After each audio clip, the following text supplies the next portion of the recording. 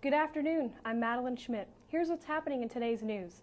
The Syrian regime is talking ceasefire at the United Nations Special Envoy to the country Wednesday. The rebels fighting to oust President Bashar al-Assad are skeptical, though. A previous ceasefire in April barely lasted a day before dead bodies began falling again. While commanders have told reporters they agree of a principal ceasefire, no official statement has been made by al-Assad. According to France Ambassador Gerard Araud, if the plan to ceasefire can hold for 3 days, there might be hope for a long-term effect. Westminster, Colorado police are investigating the recent abduction and murder of 10-year-old Jessica Ridgway. Police say a major break in the case occurred last night after 17-year-old Austin Reed Sigg was arrested.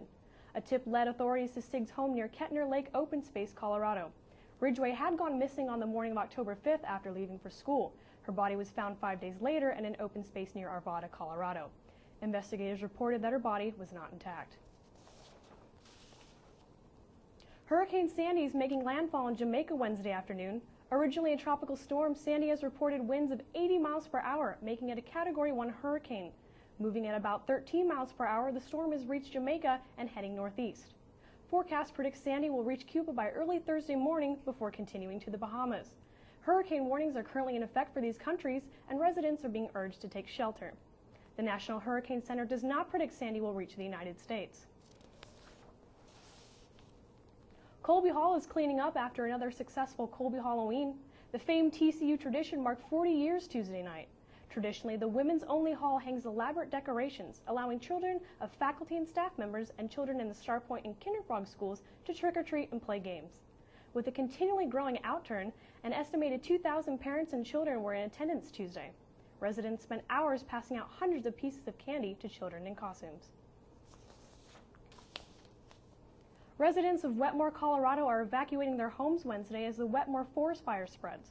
The U.S. Forest Service said 12 structures have burned in the fire, 2 of them being homes. Parts of State Highway 96 and 67 have also been blocked off.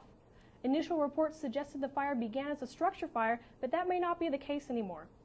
As of this morning, the fire has grown to at least 1,700 acres with 0% containment. The Red Cross has opened 2 shelters for evacuated victims.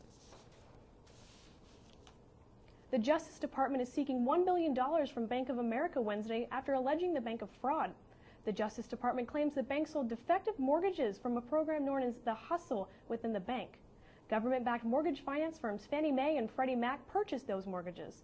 Total losses resulted in $1 billion for taxpayers and numerous foreclosures. The Hustle should have streamlined the mortgage organization process, but the government alleges it instead generated thousands of fraudulent and otherwise defective residential mortgage loans. That's all in today's news. I'm Madeline Schmidt. See you next time.